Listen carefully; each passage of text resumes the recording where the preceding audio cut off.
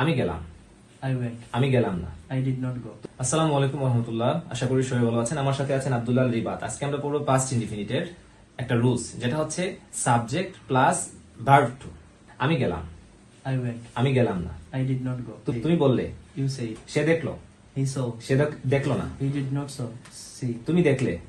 You saw. হ্যাঁ, তুমি দেখলে না। You did not see. তুমি লেখলে। You wrote. তুমি লেখলে না।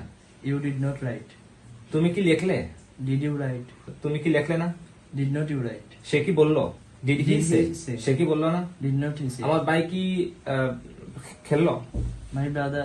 Did my brother play? আমার ভাই কি খেললো না। Did not my brother play?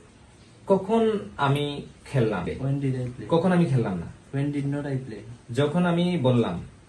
When I when I said, said. যখন আমি বললাম না। When I did not say. কোথায় তারা গেল? Where did they go? কোথায় তারা গেল না। Where did not they go?